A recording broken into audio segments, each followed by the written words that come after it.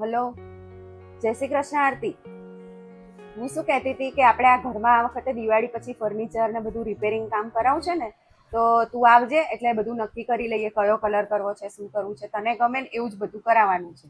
હા હા, તું આય ને ત્યારે જ નક્કી કરી લઈશું, બરાબર? હા હા, સારું, ચલો, જય શ્રી કૃષ્ણ. મમ્મી, હું શું કહેતી હતી, આપણે અહીંયા આ દિવાલે વ્હાઈટ ને એવો કલર કરાવીએ તો કેવું રહેશે? તું તારું કામ કર, તારે ડાપણ કરવાની જરૂર નહીં. ઘરમાં શું કરવું શું નહીં મેં આરતીને પૂછ્યું છે. અમે મા દીકરી છે ને મળીને નક્કી કરી લઈશું. તારે ડાપણ નહીં કરવાનું, તારે કામ કરવાનું, તારું વચ્ચે બોલવાનું નહીં.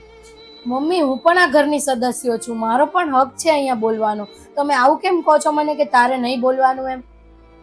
કીશું, આ ઘર તારું નથી અને આરતી આ ઘરની દીકરી છે અને મારે બધું એને પૂછી પૂછીને એને ગમે ને એવું જ કરાવવાનું છે. એટલે તારે બોલવાનું નહીં, બરાબર? તારે ખાલી ખાવા હાટું જ મોઢું ખોલવાનું, કામ કરવાનું, બસ.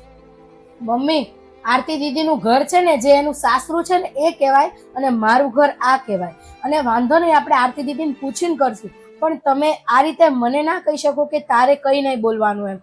મારું પણ આ ઘર છે, મારો પણ હક છે બોલવાનો. તમે આરતી દીદીને પૂછો એનો વાંધો નથી, પણ તમે મારી પણ સલાહ લઈ શકો છો, અથવા તો બધા મળીને પણ કામ કરી શકીએ છીએ. આપણે એવું કહેવાની ક્યાં જરૂર છે કે તારું ઘર નથી એમ? જ્યારે તમારે મારી પાસે કામ કરાવવું હોય, જ્યારે ઘરનું કોઈ મોટું કામ હોય, તો તમે એમ કહો છો તારું ઘર છે એવું સમજીને કામ કરજે. તો મારું ઘર સમજીને હું સલાહ પણ ના આપી શકું તમને? તારી વાત તો સાચી છે કીશું. જ્યારે હું માંદી પડું, કામ હોય, ત્યારે હું તને એવું જ કહું છું કે આ ઘર તારું છે, તું ઘર નવાઈ કરસ.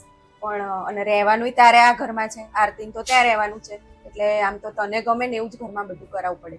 કઈ વાંધો નહીં કીશું, એવું કામ કરજે. તું છે ને, તને જે ગમે ને એ બધું પસંદ કરી લેજે, કયા કલરનું ફર્નિચર કરાવું, શું કરાવું, બરાબર? ના મમ્મી, આપણે ત્રણેય મળીને નક્કી કરશું. પણ હું પણ આ ઘરની સદસ્ય છું, મને એવું તમે ના ફીલ કરાવશો કે હું આ ઘરની સદસ્ય નથી. ઘરની વહુ હોય એનું ઘર ખાલી એનું સાસરું જ કહેવાય. તમે મને એમ કહો કે આ તારું ઘર નથી, તો પછી મને કેવું ફીલ થાય? સાચી વાત છે કીશું.